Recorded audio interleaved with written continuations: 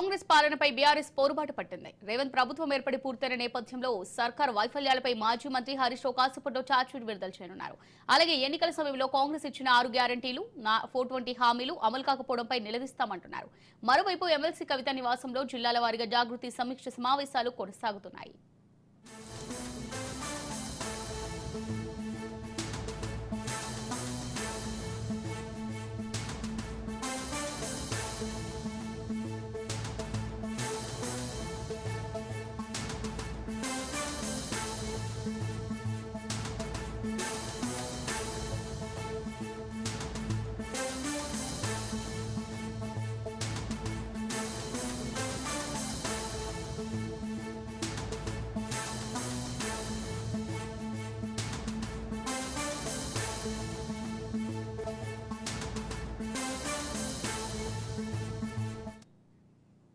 తెలంగాణ భవన్లో బీఆర్ఎస్ నేత హరీష్ రావు మాట్లాడుతున్నారు. లైవ్ ద్వారా చూద్దాం.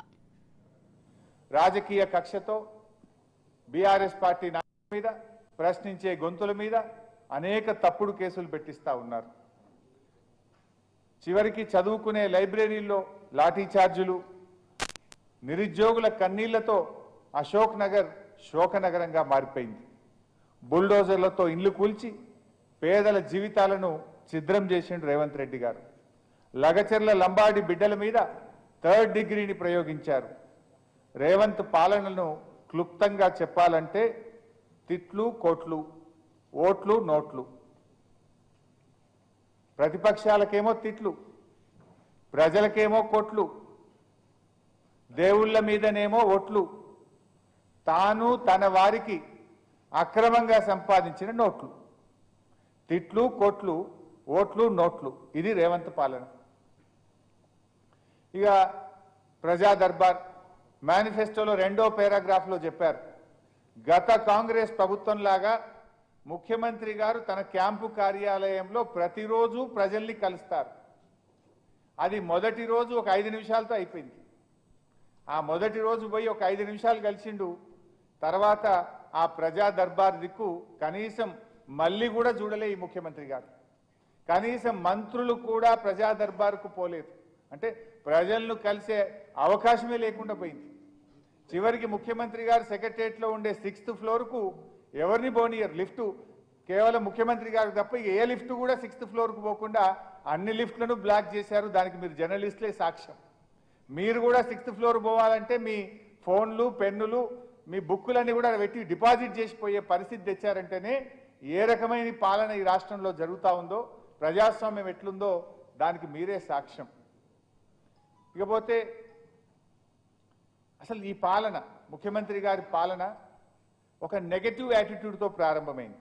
అందుకే అన్ని నెగటివ్ ఫలితాలు వస్తున్నాయి. అసలు ఆయన ప్రారంభమే నేను ప్రజాభవన్ ముందు ఇనుప కంచెలు గులగొడుతున్నా అని ఆయన ప్రారంభమే కూల్చివేతలతో ప్రారంభమైంది. ఆయన అడుగులన్నీ నెగటివ్ యాటిట్యూడ్తోనే ప్రారంభమైనాయి. అంటే ఒక ప్రతికూల దృక్పథంతో, నెగటివ్ యాటిట్యూడ్తో రేవంత్ రెడ్డి పాలన ప్రారంభమైంది. వచ్చి రాగానే అసెంబ్లీలో 6 గ్యారంటీల పైన చట్టబద్ధత తెస్తామనే హామీ ఏదైతే ఇచ్చిండ్రో దాన్ని తుంగలో దొక్కారు. వాళ్ళు ఏమన్నారు, మొదటి అసెంబ్లీలోనే 6 గ్యారంటీల మీద చట్టబద్ధత తెస్తాము అని స్పష్టంగా ఆ రోజు హామీ ఇచ్చారు. మొదటి కాదు 4 అసెంబ్లీ సమావేశాలైనా ఇప్పటి వరకు 6 గ్యారంటీల మీద చట్టబద్ధత రాలేదు. అసెంబ్లీలో దానికి ప్రవేశం లేదు. ఇచ్చిన హామీలు నెరవేర్చలేని తన అసమర్థతను కప్పిపుచ్చుకోవడానికి శ్వేతపత్రాల పేరిట రోధ పత్రాలను ప్రవేశపెట్టారు. దివాలా తీసిందనే నెగటివ్ ఇమేజు రాష్ట్రం నెత్తిన రుద్దారు. పాము మంత్రం వేసిన వాడు పాము కాటికే పోయినట్టు ఈ ప్రభుత్వం తాము పన్నిన ఉచ్చులో తామే పడ్డారు. దాంతో ఆర్థిక వృద్ధి రేటు మందగించింది. కొత్తగా పెట్టుబడులు రాలేదు. ఉన్న పరిశ్రమలు తరలిపోతున్నాయి.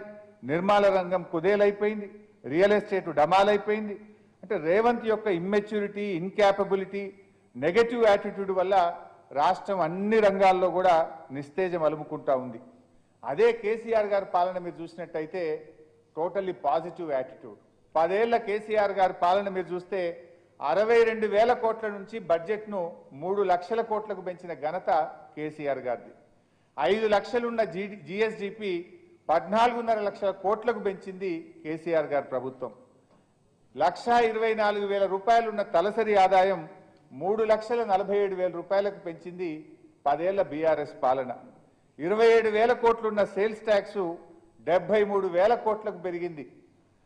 రిజిస్ట్రేషన్ల ఆదాయం 2,500 కోట్ల నుంచి 13,000 కోట్లకు పెరిగింది. 1,31,00,000 ఎకరాలున్న సాగు విస్తీర్ణం 2,22,00,000 ఎకరాలకు పెరిగింది. ఐటీ ఎగుమతులు 1,10,000 కోట్ల నుంచి 3,33,000 కోట్లకు పెరిగాయి. అంటే కేసీఆర్ గారి మార్పు పాలన దేశానికి దిక్సూచి అయితే రేవంత్ మార్పు పాలన దేశం ముందు నవ్వుల పాలైంది. కేసీఆర్ మార్పు పాలన దేశానికి దిక్సూచి అయితే రేవంత్ చెప్పిన మార్పు పాలన దేశం ముందు నవ్వుల పాలైంది. ఇది వీళ్ళు తెచ్చినటువంటి మార్పు. మరి ఇందాక మనం అనుకున్నట్టు ప్రజాస్వామ్యం అనేది రాష్ట్రంలో కూని అయిపోయింది. వీళ్ళు చెప్పిన 7వ గ్యారంటీ అనేది నవ్వుల పాలైపోయింది. ఒక్కసారి వీళ్ళ ప్రజాస్వామ్యం ఎట్లుందో, ప్రజాపాలన ఎట్లుందో ఒక వీడియో చూద్దాం.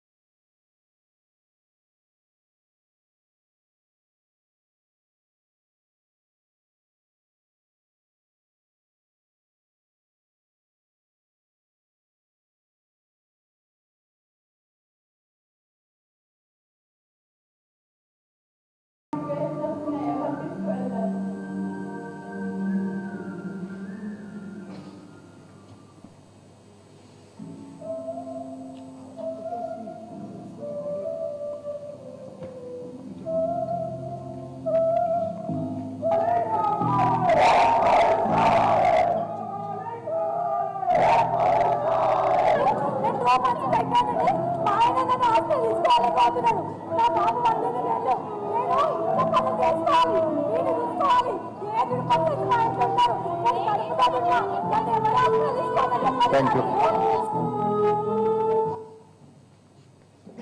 ఈ రకంగా ఇంకా చాలా ఉన్నాయి, కానీ అసలు రోడ్డెక్కని రంగమే లేదు. రైతుల్ని రోడ్డెక్కించారు, నిరుద్యోగుల్ని రోడ్డెక్కించారు, అవ్వా తాతల్ని రోడ్డెక్కించారు, పోలీసులు రోడ్డెక్కించారు, నిరుద్యోగులు రోడ్డెక్కారు. అన్ని వర్గాల ప్రజల్ని కూడా ఈ ఏడాది కాలంలో రోడ్డెక్కించినటువంటి ఘనత రేవంత్ రెడ్డి గారి ప్రభుత్వం. ఇంకా వచ్చిరాగానే అనాలోచిత ప్రకటనలు, ఆగమాగం.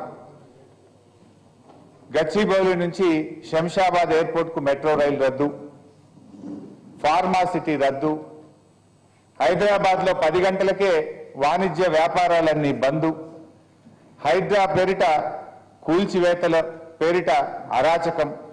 అంటే ఇవన్నీ కూడా ఒక నెగిటివ్ యాటిట్యూడ్. దాంతో ఏమైంది, మొత్తం కూడా వ్యాపార సంస్థలు వెనక్కిపోతా ఉన్నాయి, పెట్టుబడులు వెనక్కిపోతా